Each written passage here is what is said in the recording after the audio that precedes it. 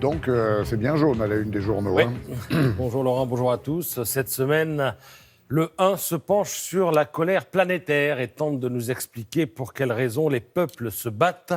Car ils se battent, les peuples, ils se battent un peu partout, de Santiago à Alger, de Paris à Caracas, de Bagdad à Mexico, de New York à Hong Kong. Et le point commun entre ces différents mouvements qui émergent ici et là, eh bien, c'est qu'ils démarrent sur des faits mineurs. La hausse du prix du ticket de métro au Chili, la taxe sur les communications par WhatsApp au Liban.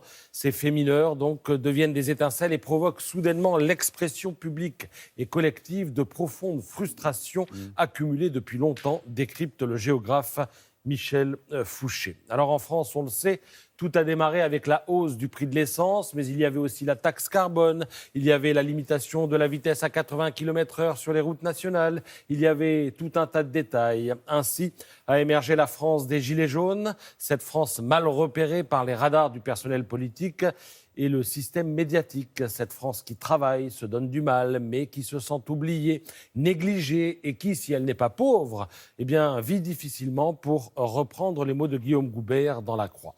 Cette France de combat, l'humanité l'exalte ce matin.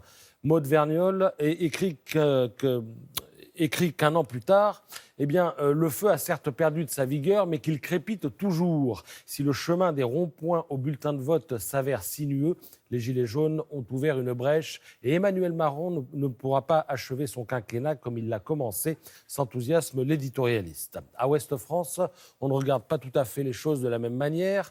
Stéphane Vernet semble avoir un peu de mal avec un mouvement qu'il juge dangereux pour la démocratie. Beaucoup de dissensions internes, pas de porte-parole, un blocage systématique. Bref, ça n'est pas trop sa tasse de thé.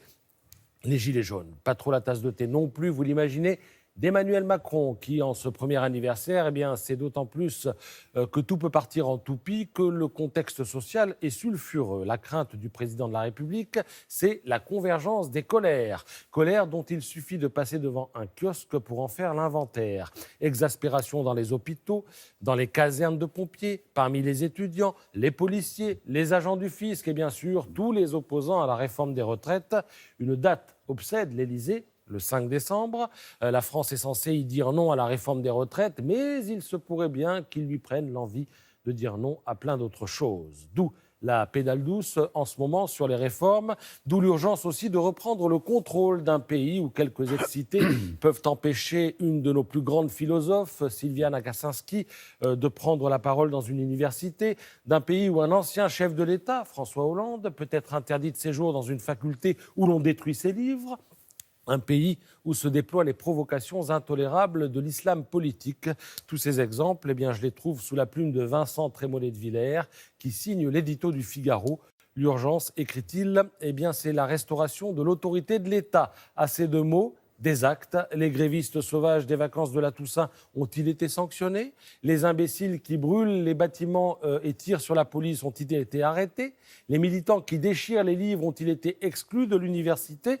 S'interroge-t-il dans son édito. Rien n'est moins sûr, se désole l'éditorialiste. Cependant, du côté de Libération, eh bien, on se fend d'un interminable dossier pour dénoncer les violences policières. En fait, rien de neuf sous le soleil, Laurent. Le Figaro parle à la droite et Libération à la gauche. Eh oui, chaud les marrons, chaud pour Macron. Merci beaucoup, Patrice.